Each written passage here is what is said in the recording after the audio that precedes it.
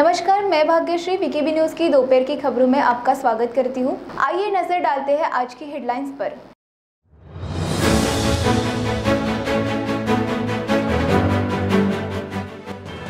संजय राउत ने देवेंद्र फडणवीस पर साधा निशाना। राउत ने कहा कि 10 तारीख को पता चलेगा कौन किसके साथ है।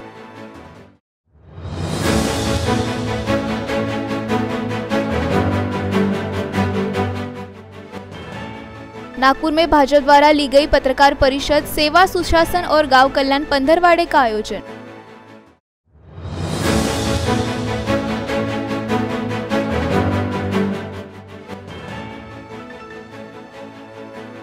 और पति पत्नी विवाद के चलते अपनी पत्नी की हत्या, लखनगंज पुलिस द्वारा आरोपी पति गिरफ्तार।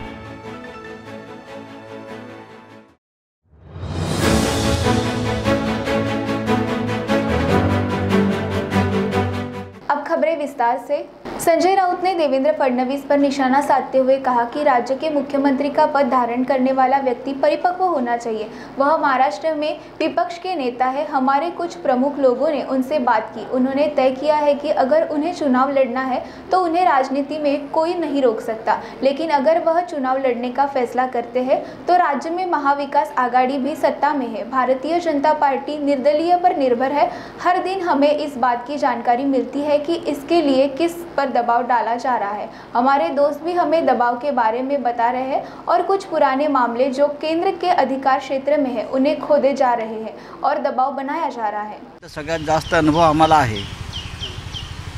फक्त आमच्या हातामध्ये ईडी नाही, ईडी तुमच्या हातामध्ये असेल, सीबीआय तुमच्या हातामध्ये असेल, पण इतर अनेक गोष्टी आमच्या हातामध्ये आहेत सरकार म्हणून ते लक्षात घ्या। सर, पुन्हा एकदा मुख्यमंत्री राष्ट्रवादीचाच होणार असा पुनरुच्चार मला माहीत नाही। ज्याविषयी माझ्याकडे माहिती नाही त्याच्याविषयी मी काय बोलणार नाही। सर, बहुजन विकास आघाडी नाही, बघा व्यक्तिगत हे विषय आहेत।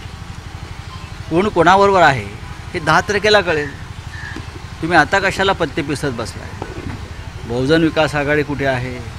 MIM कुठे आहे? अबू आझमींचा पक्ष कुठे आहे? बच्चू कडू आणि त्यांचे आमदार कुठे आहेत? शेतकरी संघटना किंवा इतर पक्ष कुठे आहेत हे तुम्हाला 10 जूनला कळेल ना। आता कशा करता तुम्ही फुलबाजी उडवताय? सर, इम्पेरिकल डेटा गोळा करण्याचं काम चालू आहे ना, सरकार करत आहे। सरकार त्यांचं काम चोखपणे करत है। सर, हिंदी में जानना चाहेंगे कि राज्यसभा का चुनाव जो होने जा रहा है, 4 जो उसमें हमारे उम्मीदवार है महाविकास आघाड़ी के, वो 4 ही जगह पर महाविकास आघाड़ी जीत कर आई। जिस छठे सीट के बारे में सबके मन में शंका है, आशंका है, वो हमारे उम्मीदवार शिवसेना के वो भी बहुत ही अच्छे मतों से जीतकर राज्यसभा जाएंगे। ठीक है, हमने कोशिश की कल तक कि चुनाव हम अगर टाल सकते हैं तो टालना चाहिए, हॉर्स ट्रेडिंग नहीं होनी चाहिए, लेकिन बीजेपी की ये मंशा दिखती है कि सेंट्रल इन्वेस्टिगेटिव एजेंसी और पैसे की ताकत पर महाराष्ट्र का माहौल ख़राब करे तो उनकी मर्जी। हम भी महाराष्ट्र में सत्ता पे हैं, ये भूलना मत। नागपुर में 3 जून को युवा मामले एवं खेल मंत्रालय के तहत नेहरू युवा केंद्र, जिला प्रशासन और मध्य रेलवे द्वारा संयुक्त रूप से आयोजित साइकिल रैली में 100 से अधिक युवाओं ने भाग लिया। यह कार्यक्रम विश्व साइकिल दिवस के साथ साथ स्वतंत्रता के अमृत महोत्सव के अवसर पर आयोजित किया गया था। कलेक्टर आर विमला द्वारा हरी झंडी दिखाने के बाद रैली रेलवे स्टेशन क्षेत्र से होकर गुजरी। जिला प्रशासन और मध्य रेलवे द्वारा संयुक्त रूप से 3 जून को भव्य साइकिल रैली का आयोजन किया गया था। भगत सिंह, राजगुरु और सुखदेव जैसे युवाओं ने देश को आज़ादी दिलाने के लिए अपने प्राणों की आहुति दे दी। अब देश को प्रगति के पथ पर ले जाने के साथ साथ देश में एकता और भाईचारा बनाए रखने की जिम्मेदारी युवाओं की है, ऐसा आर विमला ने कहा। इस साइकिल रैली में बड़ी संख्या में युवाओं ने भाग लिया। इस अवसर पर नागपुर रेलवे स्टेशन के निदेशक दिनेश नागदेव, महाराष्ट्र और नेहरू युवा केंद्र के गोवा मंडल के पूर्व उपनिदेशक शरद सालुंखे, गौरव दलाल, जिला युवा अधिकारी उदयवीर उपस्थित थे। स्वतंत्रता के अमृत पर्व पर विश्व साइकिल दिवस के अवसर पर नागपुर समेत देश के 75 ऐतिहासिक स्थलों पर साइकिल रैली का आयोजन किया गया था। Cycle rally Nagpur railway station से शुरू हुई। 7.5 kilometre cycle rally Kasturchand park, RBI चौक, लेडीज क्लब चौक, अहिंसा चौक, 0 mile freedom park, metro station होते हुए रेलवे स्टेशन पर लौटने के बाद समाप्त हुई। रैली में जिले के 110 से अधिक युवाओं और नागरिकों ने भाग लिया। वीकेबी न्यूज के लिए कैमरा पर्सन रोशन बोकड़े के साथ वैदेही चौहान की रिपोर्ट। आने वाली 5 तारीख को नाना पटोले का जन्मदिन है। इसी उपलक्ष्य में मोहम्मद वसीम द्वारा आयोजित एक शाम नाना भाऊ पटोले जी के नाम इस कार्यक्रम का आयोजन किया गया। कार्यक्रम के शुभ अवसर पर प्रदेशाध्यक्ष श्री नाना भाऊ पटोले जी को पुष्पगुच्छ और मिठाई देकर जन्मदिन की हार्दिक शुभकामनाएं दी गई। नाना भाऊ पटोले की जन्मदिवस के अवसर पर उनके सम्मान में एक कार्यक्रम का आयोजन उत्तर नागपुर के बैरिस्टर राजाभाऊ खोबरागड़े हॉल में किया गया। नाना भाऊ एक नेता ही नहीं बल्कि हंसमुख, मिलनसार और मृदुलभाषी इंसान है। वो कांग्रेस के सच्चे सिपाही है और हर कांग्रेसी के लिए एक मार्गदर्शक भूमिका आज निभा रहे हैं। आने वाली 5 तारीख को नाना पटोले का जन्मदिन है। इसी उपलक्ष्य में कल शाम एक शाम श्री नाना भाऊ पटोले जी के नाम इस कार्यक्रम का आयोजन किया गया था।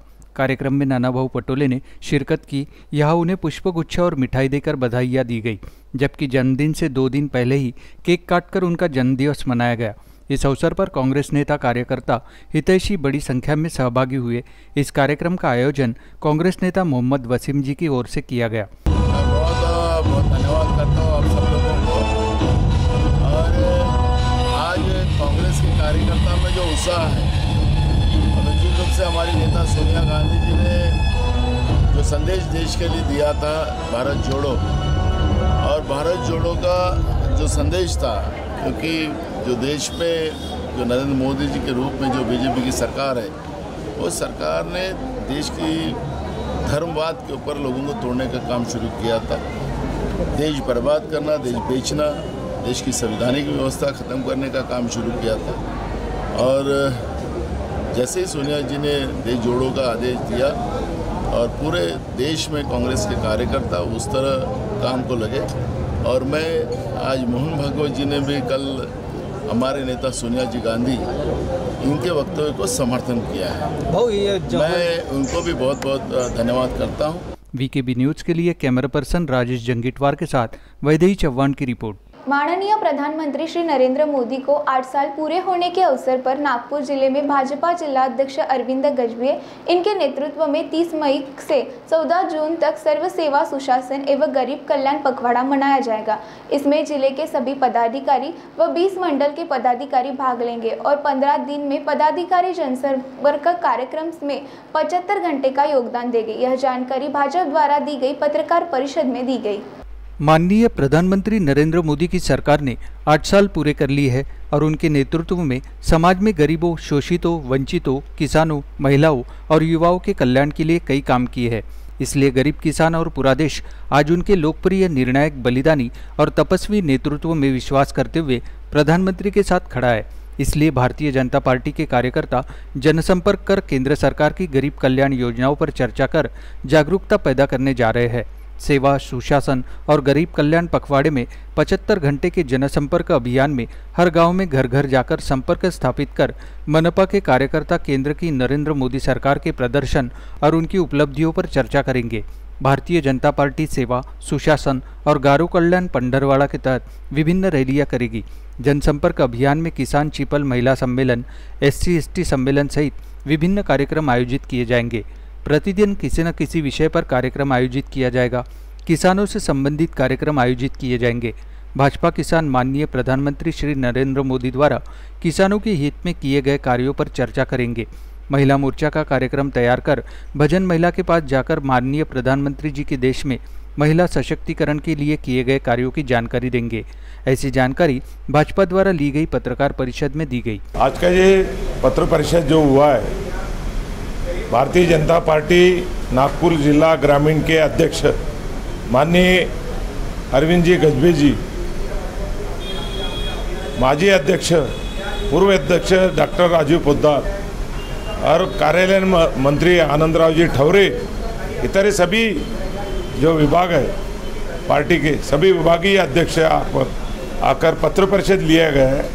माननीय हमारे आदरणीय नेते देश के प्रधानमंत्री जी नरेंद्र मोदी जी के 8 वर्ष के कार्यकाल में जो अनेक योजना गरीब कल्याण के लिए सेवा भावना से और लोगों की घर तक पहुंचाने का जो काम मोदी जी ने किया है, किसानों के हित में जो खेत में काम करने वाले मजदूर वर्ग है, जो आदिवासी क्षेत्र में रहने वाले गरीब परिस्थिति के लोग हैं, सामान्य नागरिकों को ये सभी योजनाओं का लाभ पहुँचे।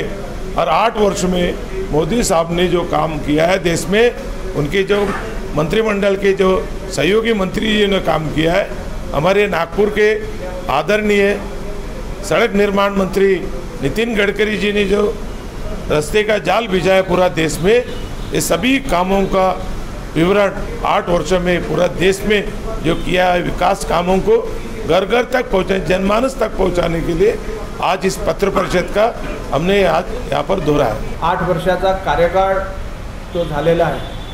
त्या 8 वर्षाच्या कार्यकाळामध्ये आदरणीय नरेंद्र मोदी साहेबांनी ज्या वेगवेगळ्या या समाजातील शेतकरी, शेतमजूर, गरीब, महिला, अनुसूचित जाती आघाडी, अनुसूचित जमाती या सर्व समाजाच्या उत्थानाकरता म्हणून ज्या वेगवेगळ्या योजनांच्या माध्यमातून त्यांनी या 8 वर्षाच्या कार्यकाळामध्ये जे कामं केले आहेत, त्या कामाचा खऱ्या अर्थाने प्रसार व्हावा म्हणून भारतीय जनता पार्टी नागपूर जिल्ह्याच्या वतीने आम्ही या जिल्ह्यामध्ये जवळपास प्रत्येक जिल्हा परिषदेमध्ये जवळपास म्हणजे आमची ज्या संघटनेच्या दृष्टीने ज्या आघाड्या आहेत तयार केलेल्या आहेत, त्या आघाड्या म्हणजे महिला आघाडी, युवा मोर्चा, अनुसूचित जाती आघाडी, अनुसूचित जमाती आघाडी, अल्पसंख्याक आघाडी, किसान आघाडी आणि ओबीसी आघाडी या 7 आघाड्यांच्या माध्यमातून आम्ही प्रत्येक जिल्हा परिषद सर्कलमध्ये प्रत्येक आघाडीचा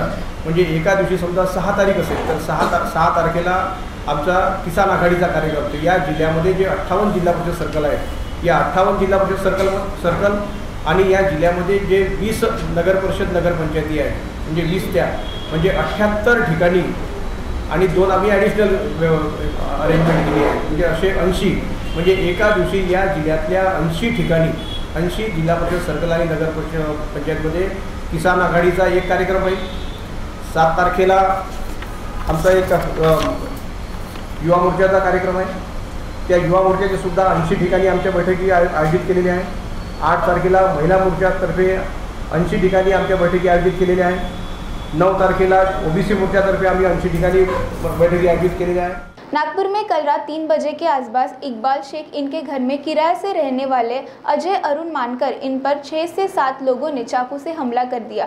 इस हमले में अजय मानकर गंभीर रूप से जख्मी हो चुके हैं। मिली हुई जानकारी के अनुसार अजय का गुलशन नामक व्यक्ति के साथ पुराना झगड़ा था, जबकि जख्मी अजय के भी पुराने क्रिमिनल रिकॉर्ड्स है। अजय को मेडिकल अस्पताल में उपचार के लिए भर्ती कराया गया है। इस मामले का वीडियो भी वायरल हो चुका है।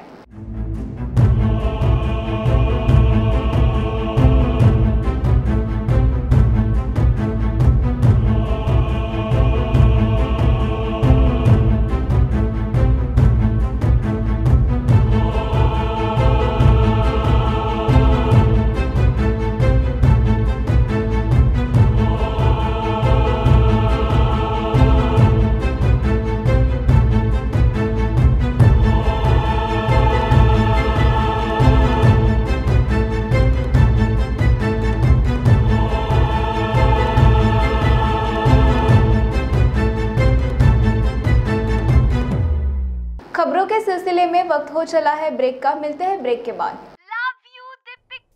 बाय। सब जानना चाहते हैं मेरा फेवरेट कलर, मेरा फेवरेट डेस्टिनेशन, मेरी फेवरेट डिश, पर कोई ये नहीं पूछता कि फेवरेट डिश मैं बनाती कैसे हूँ। अरे यार, जिसे टेस्टी खाना पसंद है वो अच्छे टेस्ट तक पहुँच ही जाता है। सुरुचि मसाले, खाने में हो रुचि तो घर लाइए सुरुचि। अपने सपनों की उड़ान भरने की इच्छा तो हर किसी की होती है, पर पंख भी तो मजबूत होने चाहिए जो देता है flywheel aviation academy. Flywheel aviation academy एक ऐसा इंस्टीट्यूट है जहां पर एयरलाइंस एंड एयरपोर्ट हॉस्पिटैलिटी और टूरिज्म मैनेजमेंट, साथ ही यहां campus interview, guidance by industry expert, practical training at airport, expert faculty, personal grooming जैसे कई सारे बेनिफिट्स आप पा सकते हैं। Flywheel aviation academy, 1 degree, 3 job opportunities. Flywheel Aviation Academy gives you a degree or diploma with a job. Flywheel Aviation Academy, 365 Gandhinagar, LAD College Square, beside Karnataka Bank, Nagpur.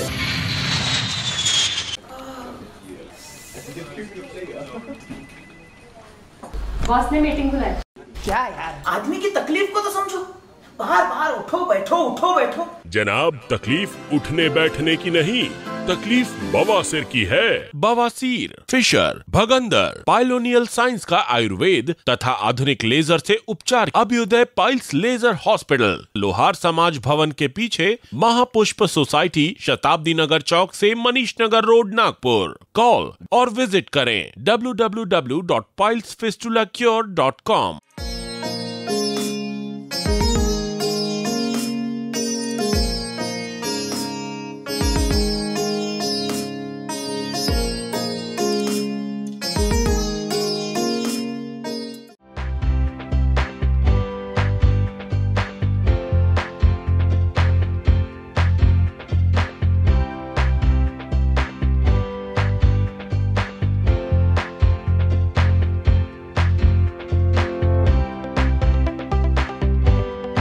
Break के बाद आपका स्वागत। नागपुर महानगर पालिका के बैंक में आगामी चुनाव 2022-2027 के संदर्भ में कर्मचारी शिक्षक आघाड़ी पैनल द्वारा समविचारी सभा ली गई। इस सभा में पैनल को मतदान करके विजयी बनाने की अपील भी नागरिकों से की गई। नागपुर में पैनल द्वारा समविचारी सभा का आयोजन किया गया था। इस कार्यक्रम में शिक्षक आमदार अभिजीत वंजारी, शिवसेना के शहर अध्यक्ष दीपक कापसे, साथ ही राष्ट्रीय ओबीसी महासंघ के राष्ट्रीय अध्यक्ष बबनराव तायवाड़े प्रमुखता से उपस्थित थे। कर्मचारी शिक्षक आघाड़ी पैनल इस आगामी चुनाव में 21 जगह पर अपने उम्मीदवार खड़े रहने की बात सुभाष घाटे ने की। साथ ही उन्होंने बताया कि महानगर पालिका के बैंक में अनेक वर्षों से भ्रष्टाचार हो रहा है, इसलिए इस आगामी चुनाव में कर्मचारी शिक्षक आघाड़ी पैनल को मतदान करके विजयी बनाए। आणि त्या बँकेमध्ये जेव्हा आम्ही गेलो, राजेश गवरे सोबत होते की बाबा मला थकबाकीदार म्हणून का दाखवणं, माझ्याकडे तर एक 5 पैशाचंही लोन बँकेचं नाही आहे आणि मी कोणाचा जमानतदार नाही आहे। अरे बँकेने माझा सत्कार घ्यायला पाहिजे। मी 106 कर्मचाऱ्याकडे 2 ते 2.5 कोटी रुपये तुमच्या वसुली करून दिली। आज ती बँक सुभाष घाटेला थकबाकीदार दाखवत आहे। वीकेबी न्यूज के लिए कैमरा पर्सन रोशन बोकड़े के साथ वैदेही चौहान की रिपोर्ट। लकड़गंज थाना अंतर्गत आज सुबह एक बुजुर्ग व्यक्ति ने अपनी ही पत्नी की चाकू से गला रेतकर हत्या कर दी। पति पत्नी के बीच किसी बात को लेकर विवाद हुआ था। नतीजतन पति ने गुस्से में आकर अपनी पत्नी पर चाकू से वार किया और उसे मौत के घाट उतार दिया। पुलिस सूत्रों से मिली जानकारी के अनुसार आरोपी रामदास बोरीकर और उसकी मृत पत्नी पारिवारिक कलह की वजह से 2017 से दोनों ही एक ही मोहल्ले में अलग अलग रहते थे। आने वाली 9 जून को उनके बेटे सतीश बोरीकर की शादी होने वाली थी।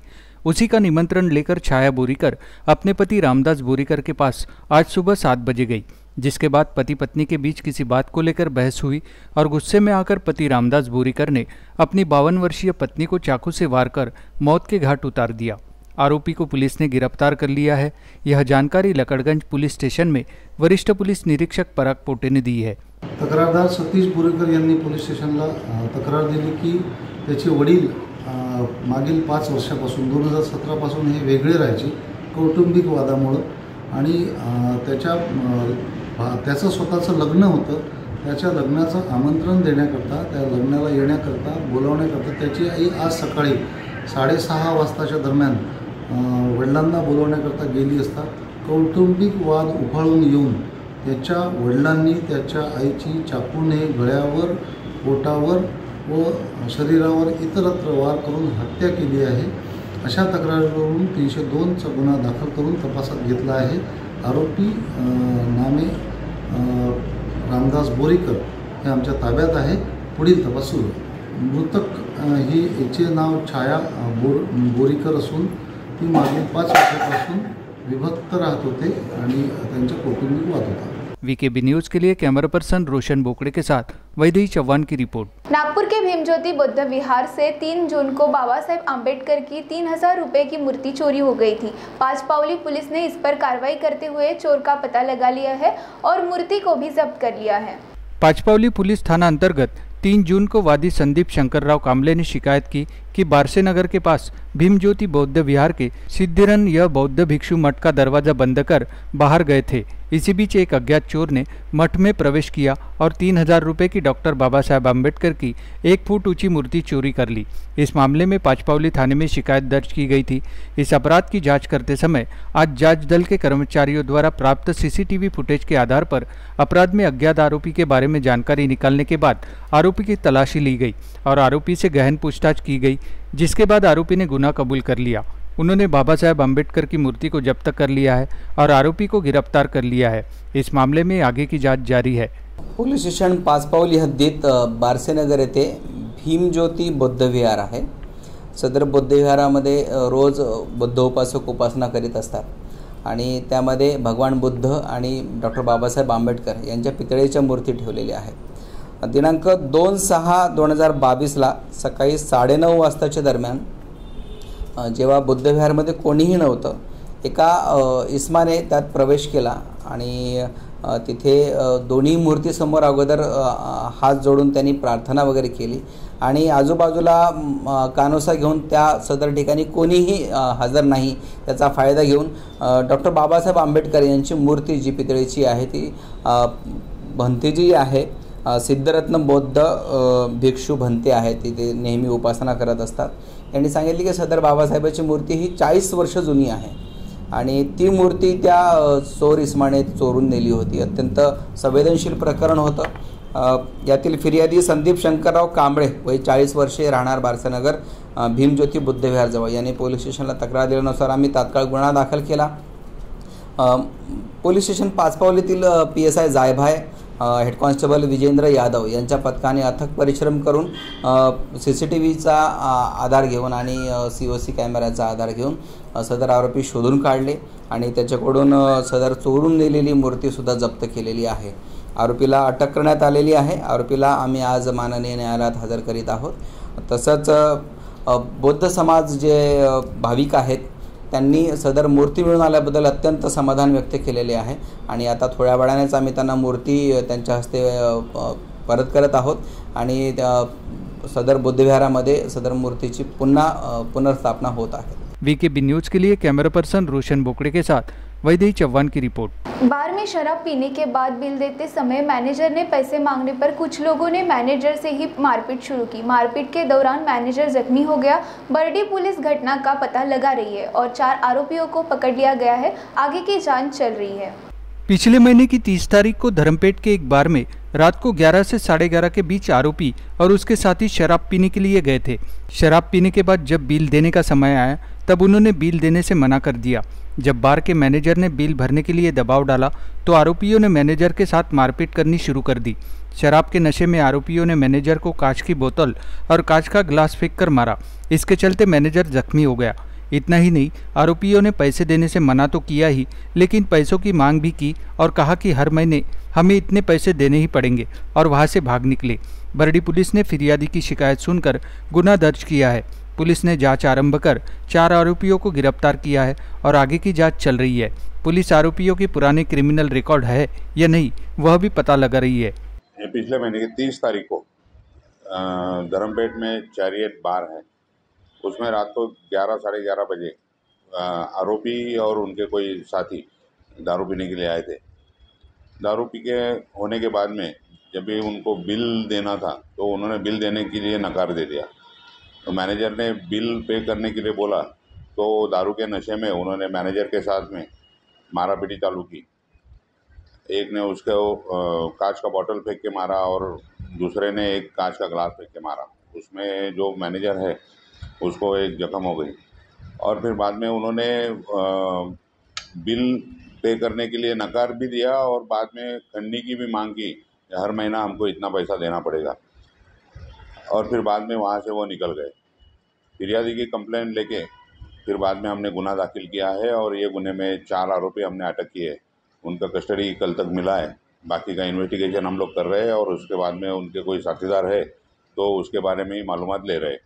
साथ ही में उनके कोई पिछला क्रिमिनल रिकॉर्ड है क्या उसके बारे में भी मालूमात कर रहे हैं। तो अभी दोपहर की खबरों में बस इतना ही। फिर मिलेंगे कुछ नई खबरों के साथ। तब तक देखते रहिए VKB न्यूज़। नमस्कार।